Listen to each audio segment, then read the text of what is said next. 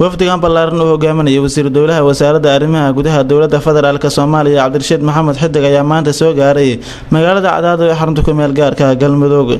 waxaana safarka wasiir dowlaha ku helinayay xildhibaano ka tirsan dowladda federaalka Soomaaliya waxaana garoonka diyaaradaha ee Cadaado International Airport ku soo dhaweeyay xubno ka tirsan Galmudug maamulka degmada Cadaado waxgaradka iyo qaybaha kala duwan ee bulshada soo dhaweynta kadib wafdiga wasiir dowlaha ayaa waxa loo soo galbiyay hoolka shirarka madaxtooyada Galmudug waxaana halkaas asaguna si weyn ugu soo dhaweeyay madaxweyne ku-xigeenka Galmudug Maxamed Xaashi Cabdi intaas kadib ayaa waxa warbaahinta la hadlay wasiir dowlaha wasaaradda arrimaha gudaha Galmudug Cumar Maxamed Deeriye Cumar Guureeye asaguna sheegay inay ku faraxsan yihiin wafdiga wasiir dowlaha ee soo gaaray Cadaado isla markaana inta uu ku sugan yahay magaalada Cadaado ay kala hadli doonaan arrimo badan oo quseeya Galmudug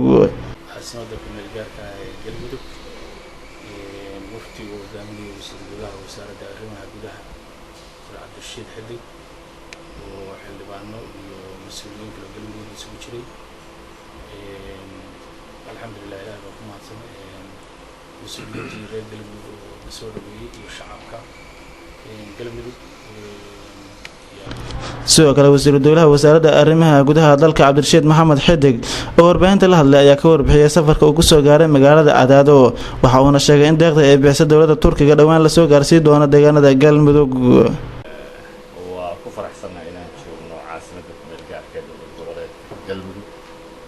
Cadaado waxaan rabaa inaan u mahadceliyo mas'uuliyiintii iyo shacabkii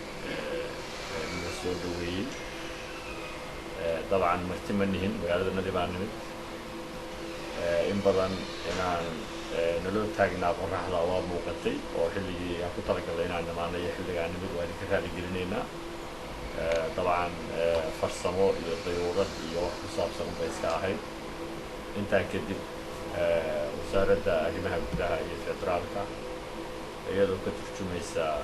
la socodka hawlaha dalka ka socda dowlad goboleedyadu dhaqdhaqaaqa ay sameynayaan horumarka ay sameynayaan iyo isku tashiga shacabku isku tashanayo xilligan adag duruufo badan ay dalka ka jiraan ayay maanta noo suura gashay inaan nimaadno halkan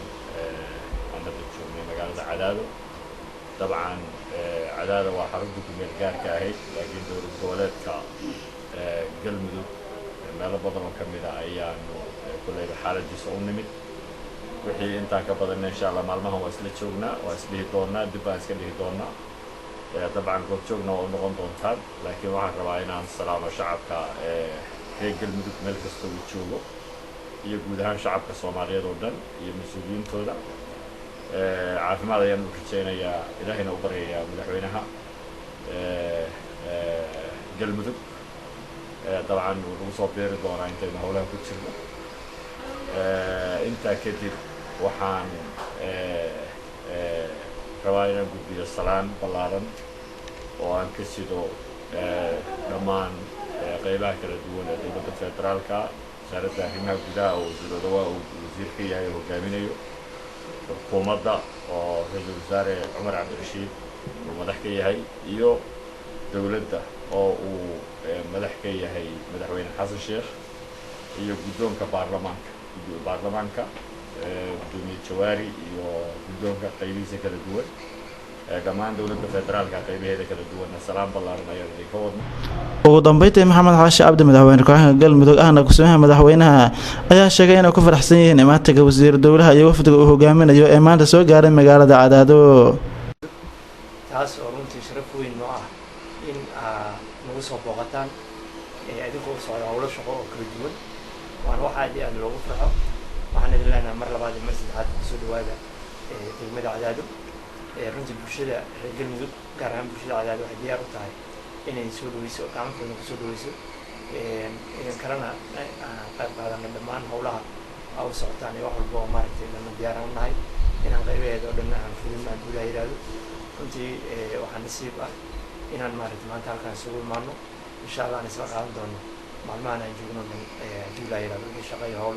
aan qabanayno dibna oo si dhammaysan doona gudaha yiraahdo salaam alaykum أحمد نور محمد حسن أحمد سوداني جبلان تيفي مقالة عدادو